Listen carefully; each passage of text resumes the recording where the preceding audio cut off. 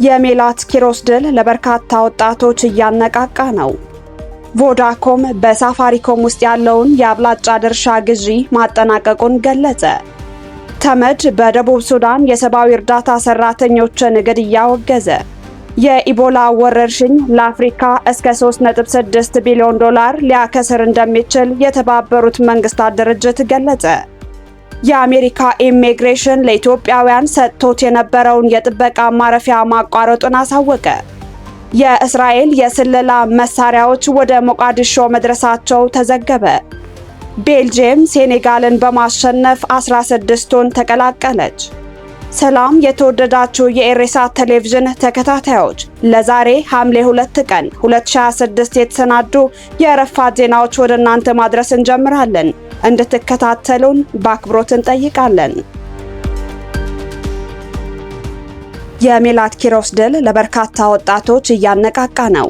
የሜላት ኪሮስ ድል ለብዙ ወጣቶች የማነቃቂያ ደወል መሆኑን የተለያዩ እየተሰጡ ያሉ አስተያየቶች እንደሚያመላክቱ የዜና አውታሮች ዘግበዋል። ትውልደ ኢትዮጵያዊቷ ሜላት ኪሮስ የዲሞክራቲክ ፓርቲው ይፋዊ እጩ የሆነች ሲሆን በቀጣይ ከሪፐብሊካን እጩ ጋር ትወዳደራለች። ካሸነፈችም የተወካዮች ምክር ቤት ትገባለች። በቀጣይ ዓመት ህዳር ላይ በሚደረግ ምርጫ የምትወዳደር ይሆናል። ሜላት በምርጫው ዕለት ለደጋፊዎቿ ባደረገችው ንግግር በሁሉም የኃላፊነት ደረጃ ከጥግ እስከ ጥግ እያሸነፍን ነው፣ ፓርቲያችንንና ሀገራችንን እያስመለስን ነው ማለቷን የሲኤንኤን ዘገባ ይገልጻል። ሜላት የ68 ዓመቷ ዲያና ደጌትን ማሸነፏን ተከትሎ ዲሞክራቲክ ፓርቲን የሚደግፉ ድምጽ ሰጪዎች ወደ ወጣት ፖለቲከኞች እያዘነበሉ መምጣታቸውን እንደሚጠቁም አስተያየቶች ተስተጋብተዋል። ቮዳኮም በሳፋሪኮም ውስጥ ያለውን የአብላጫ ድርሻ ግዢ ማጠናቀቁን ገለጸ። በደቡብ አፍሪካ መስሪያ ቤቱን ያደረገው ቮዳኮም ግሩፕ በሳፋሪኮም ኃላፊነቱን የተወሰነ የግል ማህበር ውስጥ የነበረውን ድርሻ በ20 በመቶ በማሳደግ ጠቅላላ የባለቤትነት ድርሻውን ወደ 55 በመቶ አካባቢ ማድረሱንና በኬንያና በኢትዮጵያ የሚንቀሳቀሰውን የቴሌኮሙኒኬሽን ኩባንያ የአብላጫ ባለቤትነት መብት መረከቡን አስታውቋል። ኩባንያው ሰኔ 30 ቀን ባወጣው ጋዜጣዊ መግለጫ ሰኔ 27 ቀን የኬንያ የይግባኝ ሰሚ ፍርድ ቤት ቀደም ሲል ተጥሎ የነበረውን እገዳ ማንሳቱንና የቀሩት ቅድመ ሁኔታዎችን በሙሉ መሟላታቸውን ተከትሎ ግብይቱ በይፋ መጠናቀቁን ገልጸዋል። እንደ ኩባንያው ገለጻ ለመጀመሪያ ጊዜ በታህሳስ 2025 ይፋ የተደረገው ይህ የ2.1 ቢሊዮን ዶላር ስምምነት ከኬንያ መንግስት የ15 በመቶ ድርሻን እንዲሁም ከቮዳፎን ግሩፕ የ5 በመቶ ድርሻን በአንድ አክሲዮን በ34 የኬንያ ሽሊንግ መግዛትን ያጠቃልላል። የኬንያ መንግስት በናይሮቢ የአክሲዮን ገበያ ላይ ተመዝግቦ የሚገኘውን የሳፋሪኮምን 20 በመቶ ድርሻ ይዞ ይቀጥላል። ቮዳኮም ይህ ግዢ የሳፋሪኮምን የፋይናንስ ውጤቶችን በዓለም አቀፍ የፋይናንስ ሪፖርት አቀራረብ ደረጃዎች መሰረት እንደ ተባባሪ ኩባንያ ከመቁጠር ይልቅ በቀጥታ ከራሱ የሂሳብ መግለጫዎች ጋር አጠቃሎ ለማሳየት እንደሚያስችለው ገልጿል። ኩባንያው ይህ ግዢ በምስራቅ አፍሪካ ያለውን ተደራሽነት እንደሚያጠናክርለት የገለጸ ሲሆን በተለይም ሳፋሪኮም ወደ አገሪቱ የቴሌኮም ዘርፍ ከገባ ጀምሮ ወደ 14 ሚሊዮን ገደማ ደንበኞችን ያፈራባትን ኢትዮጵያ እንደ ዋና የማደጊያ ገበያ ጠቅሷታል። የቮዳኮም ግሩፕ ዋና ስራ አስፈጻሚ ሻሚል ጁስብ ግብይቱ በኬንያ በኢትዮጵያ የዲጂታልና የፋይናንስ አካታችነትን በሰፊው ለማሳደግ አዳዲስ እድሎችን ይከፍታል ያሉ ሲሆን ኩባንያው ስራውን እየሰፋ ሲሄድ ከሁለቱም ሀገራት መንግስታት ጋር አብሮ ለመስራት እንደሚፈልግ አክለዋል። የኢቦላ ወረርሽኝ ለአፍሪካ እስከ 3.6 ቢሊዮን ዶላር ሊያከስር እንደሚችል የተባበሩት መንግስታት ድርጅት ገለጸ። የተባበሩት መንግስታት ድርጅት እንደገለጸው የኢቦላ ወረርሽኝ ለአፍሪካ እስከ 3.6 ቢሊዮን ዶላር የሚደርስ ኪሳራ ሊያስከትልና በመቶ ሺዎች የሚቆጠሩ የሥራ ዕድሎችን ሊያሳጣ ይችላል። ይህም ከፍተኛ የልማት ቀውስ የመፍጠር ዕድል አለው። ተመድ እንደገለጸው እስካሁን የተሞከረ ክትባትም ሆነ ሕክምና ለሌለው የቡንዲ ቡጊዮ የኢቦላ ዝርያ ወረርሽኝ ከተቀሰቀሰበት ከግንቦት 7 ቀን ጀምሮ በኮንጎ ዲሞክራቲክ ሪፐብሊክ 1307 ሰዎችን ያጠቃ ሲሆን 377 ሰዎችን ደግሞ ለህልፈተ ሕይወት ዳርገዋል።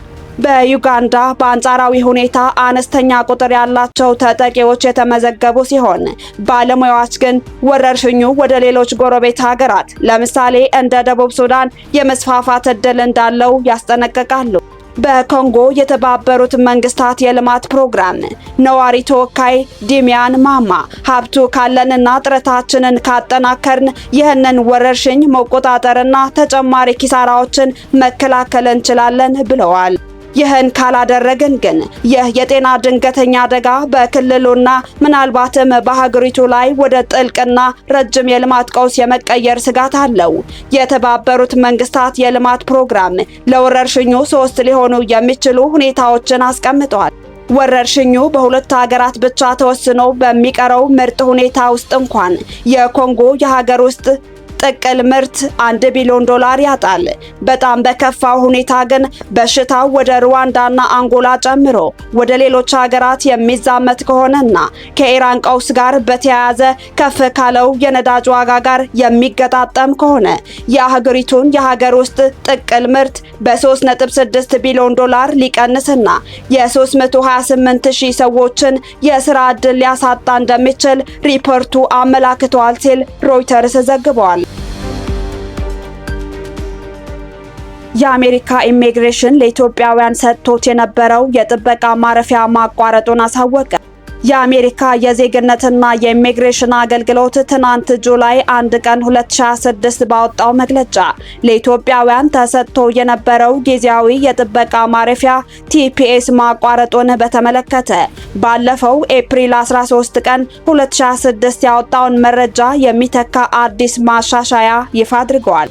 አንድ የሚዲያ ቡድን እንደተመለከተው መግለጫው ከሆነ የቀድሞዋ የሀገር ውስጥ ደህንነት ኃላፊ ክሪስቲ ኖኤም የኢትዮጵያውያን ወቅታዊ ሁኔታ ከገመገሙና ከሚመለከታቸው የመንግስት ተቋማት ጋር ከተመካከሩ በኋላ ሀገሪቱ ለዚህ ጊዜያዊ የጥበቃ ማረፊያ የሚያበቃትን መስፈርት ማሟላቷን እንዳቆመች በመወሰን የጥበቃው ጊዜ ፌብሩዋሪ 13 ቀን 2026 ላይ እንዲቋረጥ አድርገው ነበር።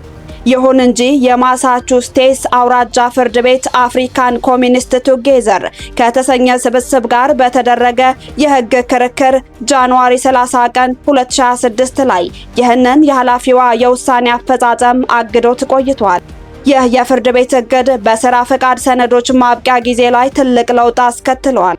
በዚህም መሰረት ቀድሞ ጁን 12 ቀን 2004 እና ዲሴምበር 12 ቀን 2005 ጊዜያቸው እንዲያበቃ ተወስኖ የነበሩት የቲፒኤስ የሥራ ፈቃዶች በፍርድ ቤት ትዕዛዝ መሰረት ጊዜያቸው ተራዝመዋል። ሆኖም መግለጫው እንዳብራራው ይህ ማራዘሚያ ጊዜያዊ እፎይታ ብቻ ሲሆን የሚቆየውም የማሳቹሴትሱ አውራጃ ፍርድ ቤት የአሜሪካ ጠቅላይ ፍርድ ቤት ጁን 25 ቀን 2026 በሌላ መዝገብ ላይ ካሳለፈው አወንታዊ ውሳኔ ጋር የራሱን ሂደት እስኪያጣጥም ድረስ ብቻ ነው። ቀጣሪዎች የቅጽ I9 የማብቂያ ጊዜን በሚመሉበት ወቅት በመጀመሪያው ክፍል ላይ በፍርድ ቤት ትዕዛዝ መሰረት የሚል ማብራሪያ፣ በሁለተኛው ክፍል ላይ ደግሞ ማብቂያ ቀኑን ጁላይ 10 ቀን 2026 ብለው ተጨማሪ ማስታወሻ በማካተት እንዲያስገቡ አሳስበዋል። በተመሳሳይ በኢቬሪፋይ ስርዓት ላይ መረጃ ሲሞሉ ማብቂያ ቀኑን ይህንኑ ጁላይ 10 ቀን 2026 ተጠቅመው መሙላት እንዳለባቸው መመሪያው አብራርቷል። ቀጣሪዎችና ማህበረሰቡ ተጨማሪና ወቅታዊ መረጃዎችን ለማግኘት የተቋሙን ድረገጽ በቋሚነት እንዲከታተሉ ማሳሰቢያ ተሰጥቷል። የእስራኤል የስለላ መሳሪያዎች ወደ ሞቃዲሾ መድረሳቸው ተዘገበ። ከእስራኤል የተላከ የላቁ የመገናኛና የስለላ መሳሪያዎችን የያዘ ጭነት ባለፈው ወር ወደ ሶማሊያ ዋና ከተማ ሞቃዲሾ መድረሱን የሊባኖሱ አልማይዳን ቴሌቪዥን ዘግቧል። በግምት 1 ቶን የሚመዘነው ይህ ጭነት ሰኔ 21 ቀን በናይሮቢ አድርጎ ወደ ሞቃዲሾ እንደደረሰና በተባበሩት መንግስታት ስም እንደተጓጓዘ የአልማይዳን ዘገባ ያስረዳል። ዘገባው እንደሚለው መሳሪያዎቹ ከደረሱ በኋላ በሞቃዲሾ ዓለም አቀፍ አውሮፕላን ማረፊያ በሚገኘው የተባበሩት መንግስታት ተቋም ውስጥ በደህንነት ባለስልጣናት እንደተረከቡ ተገልጿል። ሆኖም ዘገባው ስማቸው ያልተገለጹ ምንጮችን በመጥቀስ የቀረበ ቢሆንም ይህንን ክስ የሚደግፍ በይፋ የቀረበ ማስረጃ አላቀረበም። የሶማሊያ መንግስት፣ የእስራኤል መንግስት እንዲሁም የተባበሩት መንግስታት በዚህ ክስ ላይ እስካሁን አስተያየት አልሰጡም። በሊባኖስ የተመሰረተው አልማይዳን የቴሌቪዥን ኔትወርክ የቀድሞው የአልጀዚራ ጋዜጠኛ ጋሳን ቢን ጄዱ የመሰረተው ሲሆን ራሱን እንደ ገለልተኛ የዜና ተቋም ቢያቀርብም በፖለቲካ አቋሙ ከሂዝቦላህና ከኢራን ጋር ቅርበት አለው የሚል ክስ በስፋት ይቀርብበታል። የዩክሬንና ሩሲያ ጦርነት እየተባባሰ ነው። ዩክሬን በሩሲያ ወታደራዊ መሰረተ ልማቶች ላይ የምታደርገውን የድሮን ጥቃት ትናንት ረቡዕ አጠናክራ ስትቀጥል፣ ሩሲያ በበኩሏ የዩክሬን የነዳጅ ማደያዎችን ኢላማ ማድረጓ ተገለጸ። የዩክሬኑ ፕሬዝዳንት ቮሎዲሚር ዜሌንስኪ እንዳሉት የትላንትናው ጥቃቶች በሩሲያ ግዛት ውስጥ ዘልቀው የሚገኙ የሚሳኤል አካላት ማምረቻ ተቋምንና የነዳጅ ማጣሪያን ኢላማ ያደረጉ ነበሩ። በተጨማሪም የዩክሬን ጦር በሩሲያ ቁጥጥር ስር ያሉትን ዶኔትስክ እና ማሪውፖል ከተሞችን የሚያገናኝ ቁልፍ ድልድይ ማውደሙን አስታውቋል። ጥቃቱ የሩሲያ ወታደራዊ ስምሪትና የአቅርቦት መስመር ለማስተጓጎል ስልታዊ በሆነ መንገድ ከተከናወኑ እርምጃዎች አንዱ ነው ተብሏል። ኪየቭ በቅርብ ቀናት ውስጥ በሞስኮ አቅራቢያ በሚገኘው ዱብና የሳተላይት መገናኛ ማዕከል ላይ 2 ጊዜ እንዲሁም በቮሮኔዝ ከተማ በሚገኝ የባሊስቲክ ሚሳይል አቅራቢያ ላይ ጥቃት ማድረሷን ገልጻለች። በሌላ በኩል ሩሲያ በመላው ዩክሬን የምታካሂደውን ጥቃት አጠናክራ የቀጠለች ሲሆን በኬርሰን ከተማ በህዝብ ማጓጓዣ ላይ በሰነዘረችው የድሮን ጥቃት የ2 ሰዎች ህይወት ማለፉ ተገልጧል። የሩሲያ የአየር ጥቃቶች በዲኒፕሮ ፔትሮቭስክ እና በሱሚ ክልሎች በሚገኙ በርካታ የነዳጅ ማደያዎች ላይም ጉዳት አድርሷል። የአካባቢው መረጃዎች እንደሚያሳዩት ሩሲያ ከሚያዝያ ወር ጀምሮ በዩክሬን የነዳጅ ማደያዎች ላይ ከ140 በላይ የአየር ጥቃቶችን ፈጽማለች። የሩሲያ ጥቃቶች ዩክሬን በሩሲያ ማጣሪያዎች ላይ በሰነዘረችው ጥቃት ምክንያት በሩሲያ ውስጥ ለተከሰተው የነዳጅ እጥረት ምላሽ ለመስጠት የተደረጉ ይመስላሉ ሲል የጀርመን ዜና አገልግሎት ዲፒኤ ዘግቧል። በመጨረሻም ቤልጂየም ሴኔጋልን በማሸነፍ 16ቱን ተቀላቀለች። በ23ኛው ዓለም ዋንጫ ቤልጂየም ከሴኔጋል ጋር ያደረገችውን የጥሎ ማለፍ ጨዋታ 3-2 በሆነ ውጤት በማሸነፍ 16ቱን ተቀላቀለ። ሴኔጋል በጨዋታው እስከ 86ኛው ደቂቃ 2-0 መምራት ብትችልም በመደበኛው ጨዋታ የመጨረሻዎቹ ደቂቃዎች በተቆጠሩባት 2 ግቦችና በተጨማሪ 30 ደቂቃ በተቆጠረባት 1 ግብ 3-2 ተሸንፋ ከውድድሩ ውጭ ሆናለች።